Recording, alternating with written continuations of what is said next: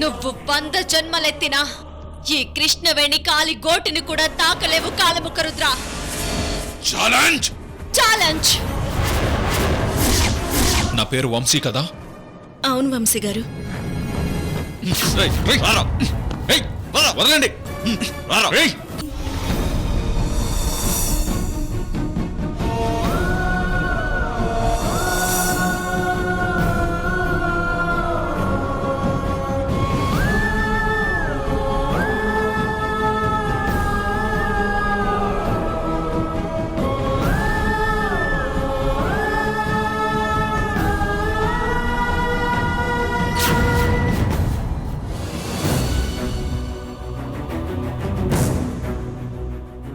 Madam, బొగ్గు చుక్క పెట్టండి.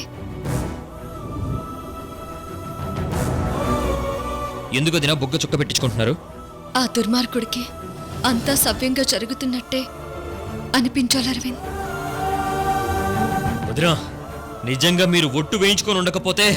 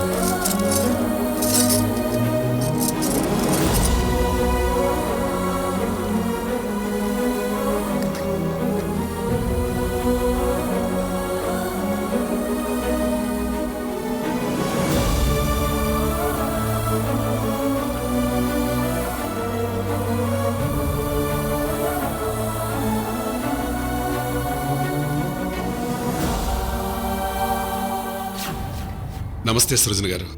నమస్తే లక్ష్మీనారాయణ గారు. నమస్తే రత్నప్రభ గారు. నమస్తే లక్ష్మీనారాయణ గారు. రండి. కృష్ణవేణి, మీ మామయ్య గారితో మాట్లాడుతూ ఉండు. మేము మళ్ళీ వస్తాం.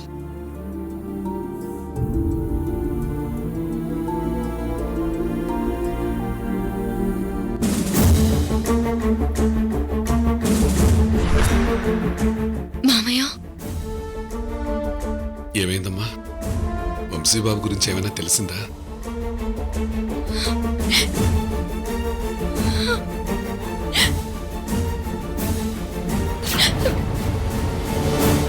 మీ అల్లుడి గారు బ్రతికే ఉన్నారు మామయ్య.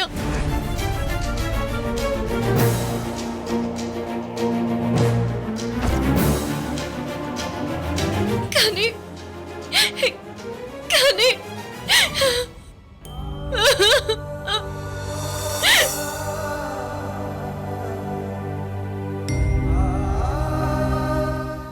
ఆయనతో మాట్లాడాను మామయ్య. కానీ వంశీ గారిని ఇంటికి క్షేమంగా తీసుకొచ్చే అవకాశం లేదు మామయ్య. ఏంటమ్మా నువ్వు చెప్పేది? అవును మామయ్య.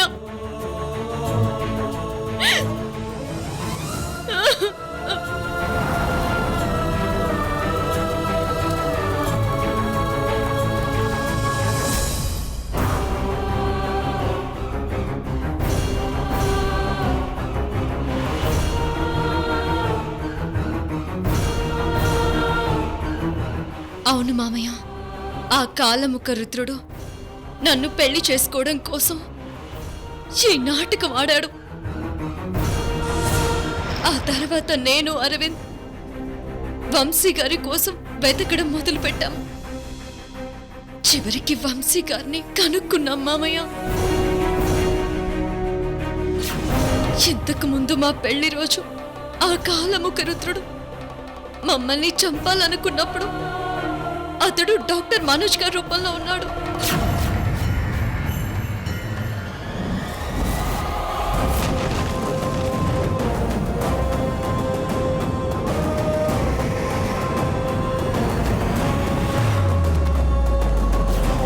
అప్పుడు చచ్చినవాడు మళ్ళీ పరశురాం రూపంలో బ్రతికొచ్చాడు మామయ్య.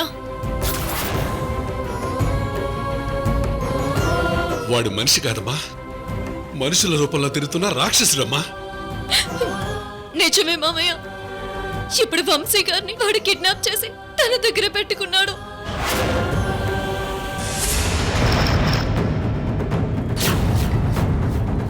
ఇందాకే బయటికి వెళ్ళి వంశీ గారిని చూసి మాట్లాడొచ్చు మామయ్య.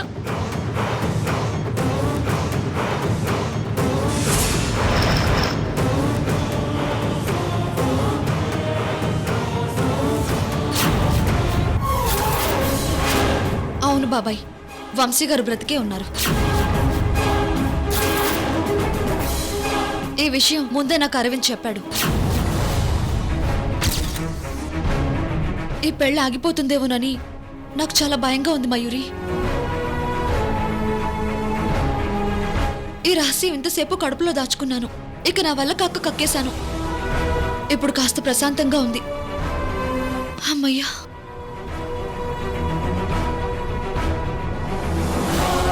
శశి, ఇదేంటి ఇంట్లో శవాలు లేస్తాయంటే చచ్చిన శవం బతికిందంటున్నారు?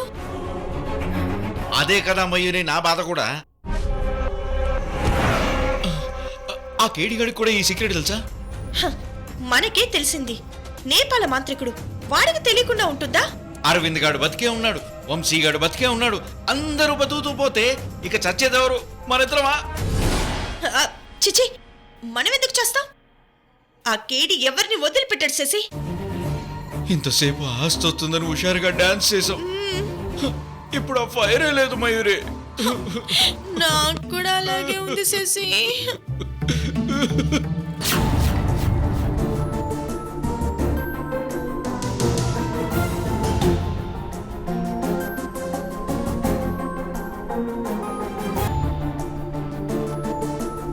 కృష్ణవేణి నిశ్చితార్థం జరిగాక నేను తనతో మాట్లాడాను సృజన గారు.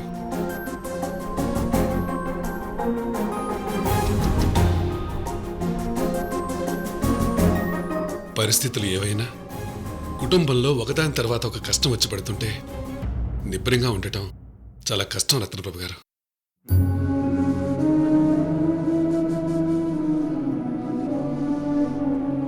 లక్ష్మీనారాయణ గారు, మా జమీందారీ కుటుంబానికి వందల సంవత్సరాల చరిత్ర ఉంది.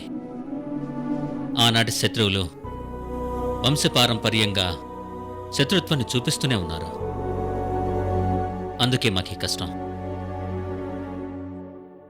అయినా ఇలాంటివి ఫేస్ చేస్తున్నప్పుడు ఒక రకంగా గర్వంగా కూడా ఉంటుంది. మన వెనుక ఇంత చరిత్ర ఉంది అంటే మన ఫ్యూచర్ని రేపటి చరిత్రలో లిఖించుకునేలా మన పద్ధతులు, మన నిర్ణయాలు ఉండాలి అని తెలియకుండానే ఒక మంచి మార్గంలో మేము ప్రయాణం చేస్తాం.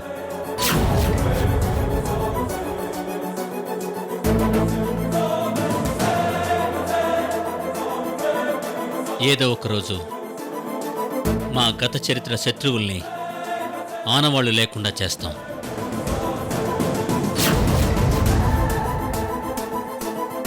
ఇప్పుడు ఎందుకు డాడ్? విడిదింటికి ఇప్పుడు పరశురాం వస్తాడు. వాణ్ణి ఈ రోజే చంపడానికి ప్లాన్ చేశాను.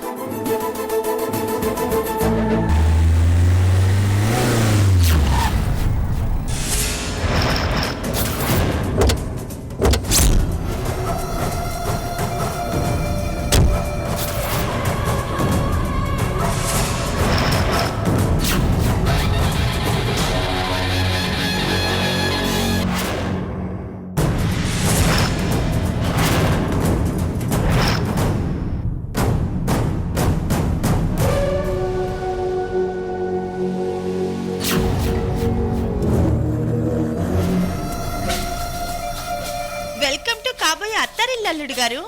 అయ్యో, అప్పుడే అత్తారిల్లు కాదమ్మా, ప్రస్తుతానికి విడుదల అంతే.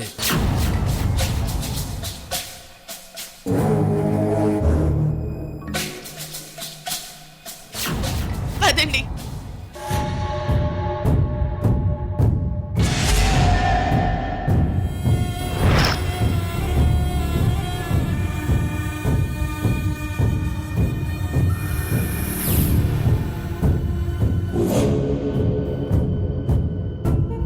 నన్ను క్షమించదునా, నీ ఒట్టు తప్పుతున్నాను. అది కూడా నీ కోసం, అన్నయ్య కోసం.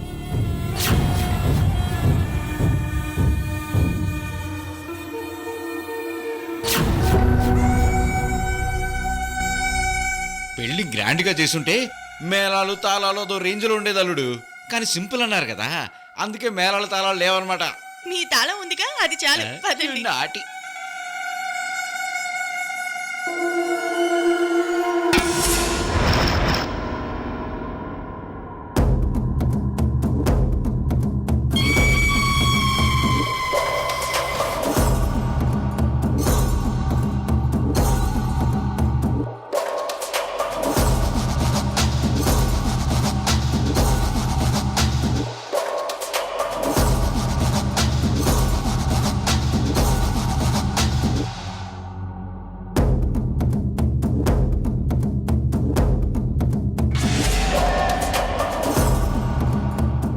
రాస్కెల్, నిన్ను వదిలిపెట్టను రా.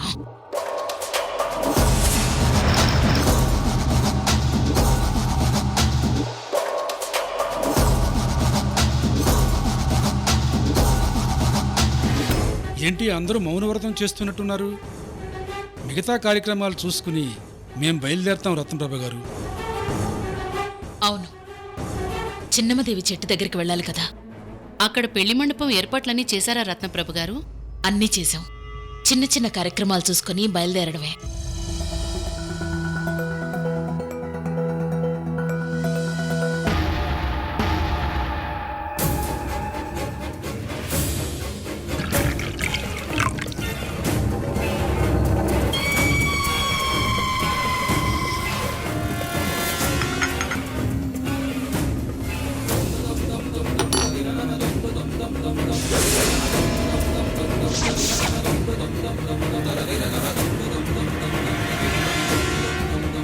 మా అన్న వదినలో జోలికొచ్చిన నిన్ను వదిలిపెట్టనురా.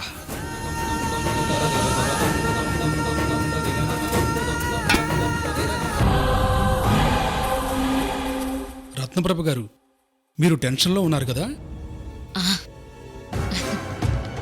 ఆడపిల్ల పెళ్లి కదండి.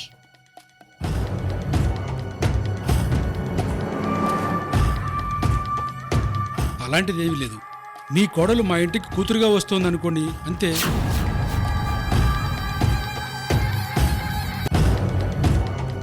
అవును శశి, అరవింద్ ఆత్మ ఎక్కడ కనిపించలేదే. ఈ మమ్మీ ముందు ఆ ఆత్మ డమ్మీ మయూరి. అబ్బా, పంచదిరింది.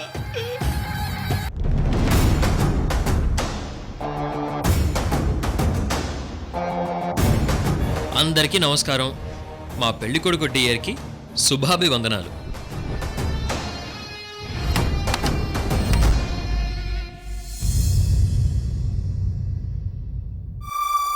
తీసుకోండి.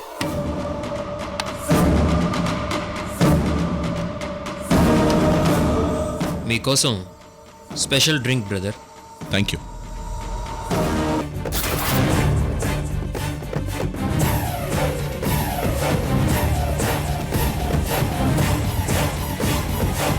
అరవింద్ అందరికీ కనిపిస్తున్నాడు. అదే నాకు అర్థం కావడం లేదు మయూరి.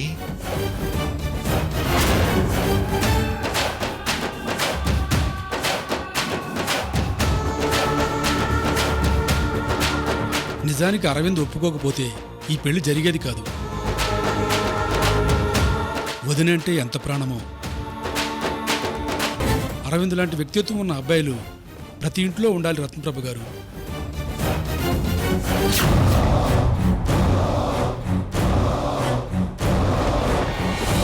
అమ్మా, నాన్న,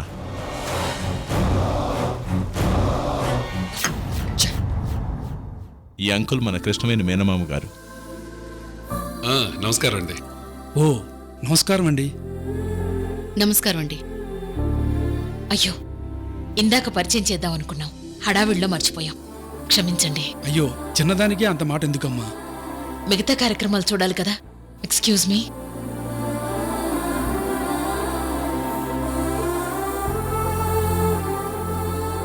బాబు, నేను ఫోన్ మాట్లాడేస్తాను.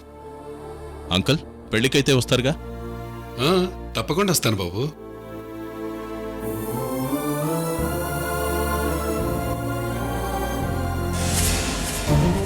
కృష్ణవేణి, నా లెక్క ప్రకారం నీ భర్త బ్రతికే ఉన్నాడని అందరికీ చెప్పేశావు. వీళ్ళ మొహాలు చూస్తుంటేనే తెలిసిపోతుంది.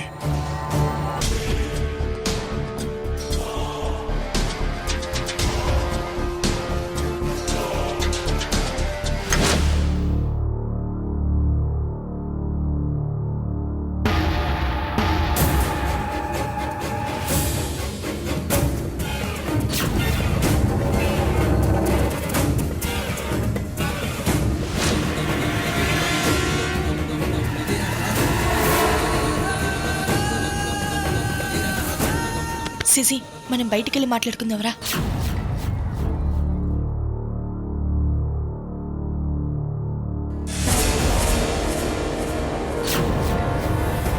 మా అన్నయ్య చావు నాటకం నువ్వు మొదలుపెట్టావు, కానీ మా అన్నయ్య బ్రతికే ఉన్నాడు.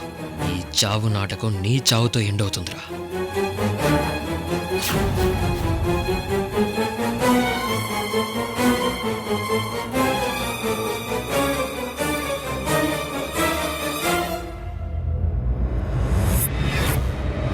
అమ్మా, వాడింటికి వచ్చి పెళ్లికి రండి అని ఎంత ఆప్యాయంగా మాట్లాడాడమ్మా. మిమ్మల్ని మంచి చేసుకోవడానికి అలా మీ దగ్గర నటించాడు లక్ష్మీనారాయణ గారు. మేడం, అసలు విశ్వనాథ్ సుశీల గారి గురించి ఆలోచించారా? దేని గురించి? వాళ్ళ అబ్బాయి చనిపోయి సంవత్సరం అయింది. అతని డెడ్ బాడీలో ఈ రాక్షసుడున్నాడు. అంటే వాళ్ళ కొడుకు చనిపోయినట్టు వాళ్ళకి తెలియదు. అవును మావయ్య, ఆ పరశురాం ఈ పెళ్లిలోపు వాళ్ళ అమ్మ నాన్నల్ని కూడా చంపేస్తాడు.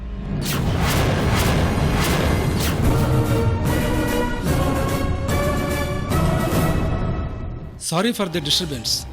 మా గురించి డిస్కషన్ చేస్తున్నారు. ఏదో పరశురాం తల్లిదండ్రులు అని వినిపించింది. ఏం లేదు అంకుల్, రండి. రండి.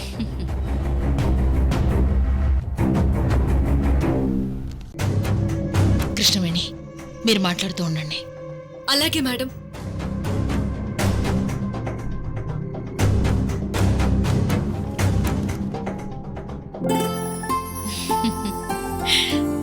మహాలక్ష్మిలా ఉన్నావు తల్లి. ఏయ్, కోడలికి నిదిష్టే తగిలేలా ఉంది సుశీల. అంకుల్, చెప్పమ్మా. ఒక ముఖ్యమైన విషయం చెప్పాలి. చెప్పమ్మా. మీ కొడుకు పరశురాం ఏడుస్తున్నాడని మీరెప్పుడైనా అబ్జర్వ్ చేశారా? అంటే నా ఉద్దేశం, కొన్ని సంవత్సరాల క్రితం మీ కొడుకు పరశురాం ప్రవర్తనలో మీకేమైనా తేడా కనిపించిందా? ఒకటే తేడా అమ్మా, ఇంతకుముందు ఐపీఎస్, ఇప్పుడు బిజినెస్ మ్యాన్, అంతే. సరే అంకుల్, మీకు ఒక విషయం చెప్తాను. మీరు చాలా జాగ్రత్తగా గుండె నిబ్బరంతో ఉండగలరా?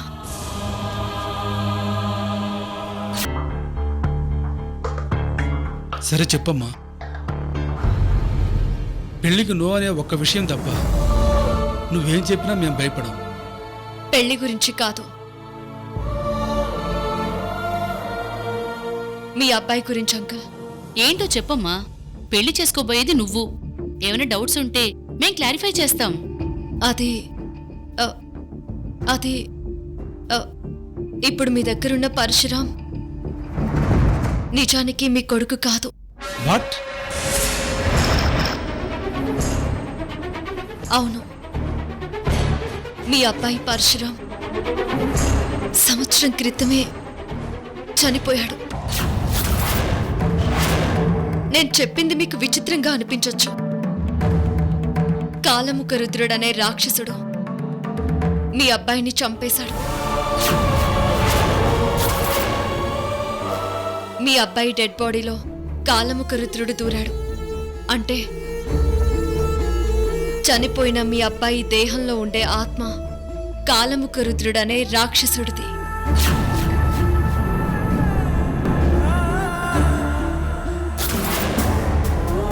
అవును బావగారు, కృష్ణవేణి చెప్పింది నిజం.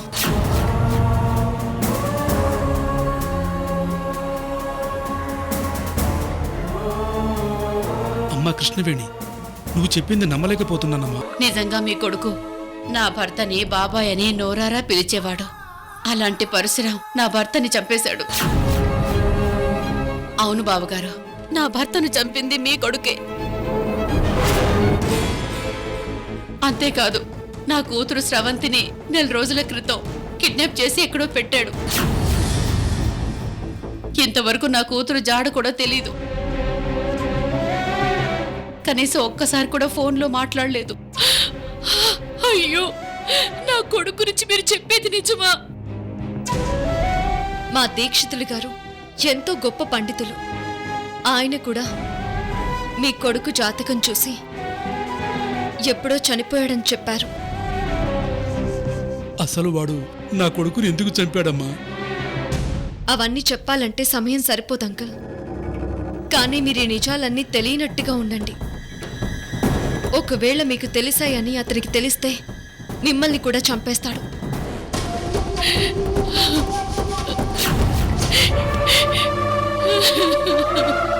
మీరు ముందు జాగ్రత్త పడతారని ఈ రహస్యం చెప్పాను.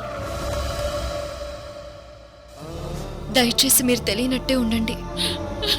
ఎలా ఉండగలం తల్లి?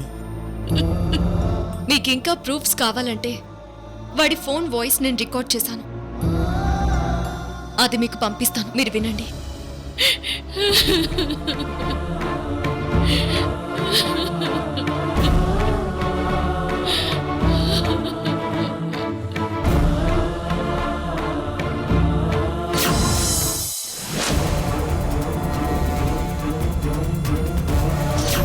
కార్ ఆపండి.